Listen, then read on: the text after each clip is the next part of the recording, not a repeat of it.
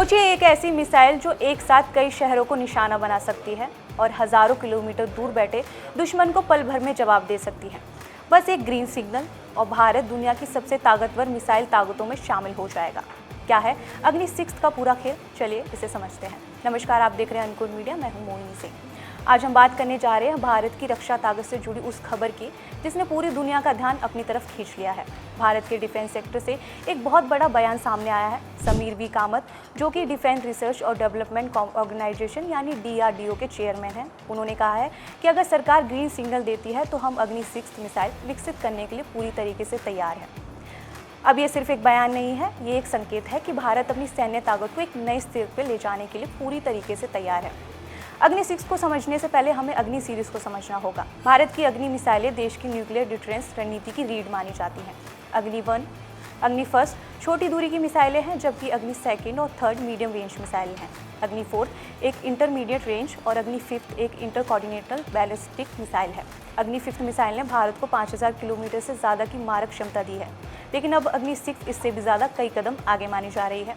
Reports और defence experts के अनुसार अग्नि 6 में कई हाईटेक फीचर हो सकते हैं।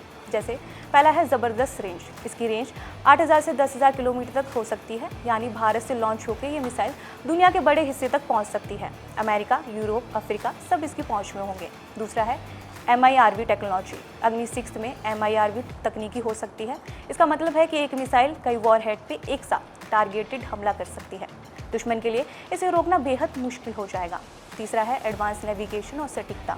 इसमें आधुनिक गाइडेंस सिस्टम होगा जिससे यह अपने लक्ष्य पर बेहद सटीकता से हमला कर सकेगी। कुछ रिपोर्ट्स के मुताबिक इसे सबमरीन लॉन्च के लिए भी तैयार किया जा सकता है, जिससे भारत की सेकंड स्ट्राइक क्षमता और भी ज़्यादा मजबूत होगी। डिफेंस रिसर्च और डेवलपमेंट ऑर्गेनाइजेशन पिछले कई वर्षों से हाई एंड मिसाइल टेक्नोलॉजी पर काम कर रहा है। समीर वी कामत का यह बयान दिखाता है कि टेक्नोलॉजी लगभग तैयार है, रिसर्च पहले से चल रही है, सिर्फ सरकारी मंजूरी का इंतजार है। यहाँ ध्यान देने वाली बात यह है कि किसी भी ICBM प्रोजेक्ट को शुरू करने के लिए सिर्फ तकनीकी नहीं बल्कि राजनीति और रणनीति की मंजूरी भी जरूरी होती है। अगर अग्नि 6 को मंजूरी मिलती है तो भारत की स्थिति दुनिया में और भी ज़्यादा मजबूत हो जाएगी।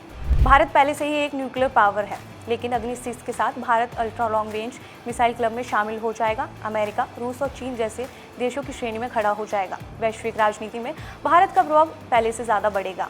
कोई भी देश भारत के खिलाफ हमला करने से पहले कई बार सोचेगा, क्योंकि जवाब कभी भी और कहीं से भी आ सकता है।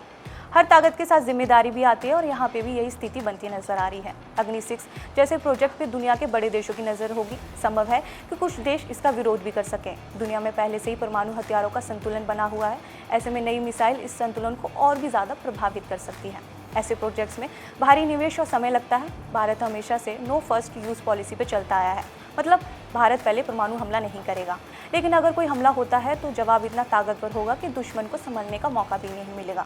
अग्नि 6 इसी रणनीति को और भी ज़्यादा मजबूत बनाएगी, डराने के लिए नहीं बल्कि रोकने के लिए। अगर इसे मंजूरी मिलती है और सफलतापूर्वक विकसित किया जाता है तो भारत की रक्षा क्षमता कई गुना ज़्यादा बढ़ जाएगी। वैश्विक स्तर पे भारत की स्थिति मजबूत होगी और सबसे ज़रूरी, भारत की सुरक्षा और भी ज़्यादा मजबूत होगी।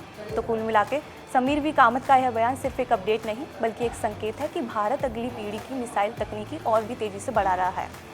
अब सबसे बड़ा सवाल यही है, क्या सरकार अग्नि 6 को हरी झंडी देगी? अगर हाँ, तो आने वाले समय में भारत का नाम दुनिया की सबसे बड़ी ताकतवर मिसाइल में से गिना जाएगा। क्या आपको लगता है कि अग्नि 6 भारत के लिए गेम चेंजर साबित होगा? अपनी राय हमें कमेंट में